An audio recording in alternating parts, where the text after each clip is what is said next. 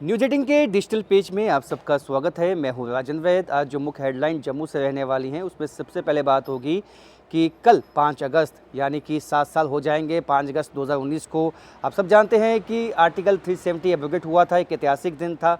उसके बाद से ही ये कयास लगाए गए थे अब जम्मू कश्मीर में बदलाव आएंगे।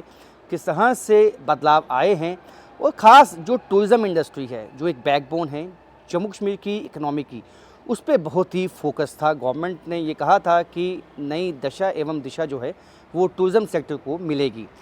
ऐसे में कई काम हुए भी हैं, लेकिन क्या ये उस सतह तक काम हो पाए हैं जैसा कि लोगों की उम्मीद थी? क्या टूरिज़म इंडस्ट्री से जुड़े हुए लोग फ़ायदे में हैं? क्या वो बदलाव देखते हैं? क्या उनको लगता है पिछले 7 साल में वाकई ही ऐसे बदलाव हुए हैं जिससे कि टूरिज़म इंडस्ट्री को बूस्ट मिला है? जो टूरिज़म इंडस्ट्री को नई दिशा देने की बात हो रही थी वो कहाँ तक सही साबित हुई है? इन तमाम बातों को आज हम अपनी रिपोर्ट में जानेंगे। इसके साथ साथ दूसरी रिपोर्ट भी काफ़ी अहम होने वाली है, क्योंकि 5 अगस्त 2019 वही ऐतिहासिक दिन है जब कि आर्टिकल 370 एब्रोगेट हुआ था। सब कुछ चेंज हो गया था। यानी कि जिस तरह से यहाँ आर्टिकल 370 एब्रोगेट हुआ, कश्मीर सेंट्रिक पार्टीज़ ने कहा कि यहाँ पे कुछ भी नहीं होगा, कुछ भी बदलाव नहीं आएगा। लेकिन केंद्र की सरकार ने ये विश्वास दिलाया था जम्मू कश्मीर के लोगों को कि यहाँ पे बदलाव की एक नई शोभा जो है वो लोग देखेंगे, बदलाव का हिस्सा भी बनेंगे।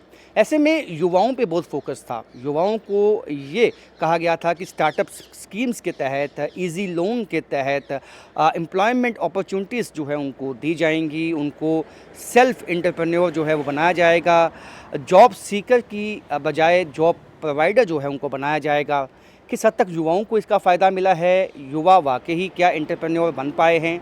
क्या स्टार्टअप को नई दिशा दी गई है? ये भी आज अपनी रिपोर्ट में हम जानेंगे जम्मू से। इसके साथ साथ तीसरी सबसे अहम रिपोर्ट आज रहेगी मौसम की भी, क्योंकि मौसम की भविष्यवाणी, नई फ्रेश एडवाइजरी भी आ चुकी है कि जो बरसात है वो 24 घंटों तक हो सकती है। पहाड़ी इलाकों में जो है इस वक्त जिस तरह के हालात बने हुए हैं, लोग खौफ के साए में हैं, क्योंकि बादल फटने की घटनाएं भी जिस तरह से शोपियां में हुई, पुंछ के किश्तवाड़ के इलाकों में हुई, तो ऐसे में वापस एक खदशा बना हुआ है कि यदि बरसात आती है तो क्या पहाड़ी इलाकों में बादल फट सकते हैं। तो उससे एक तरह से एडवाइजरी जो है प्रशासन की तरफ से पहले ही इशू कर दी गई है, नदी नालों के पास ना जाएँ, क्योंकि बरसात के चलते नदी नाले उफान पे आ सकते हैं। अचानक पानी बढ़ेगा, उससे उनकी मुश्किलें बढ़ेंगी, क्योंकि कई लोग जो है वो नदी नालों के पास अपने मवेशी लेके खुद जाते हैं। तो ऐसे में मुश्किल में ना आए। जो ट्रैवल एडवाइजरी है या मौसम की एडवाइजरी है उसको पालन कीजिए, वही आपके लिए सेफ़ होगा। इसके साथ साथ कई अहम रिपोर्ट्स आज जम्मू से रहने वाली हैं जिसमें न्यूज़ 18 की निगाह बनी रहेगी। राजन वैद, न्यूज़ 18 जम्मू।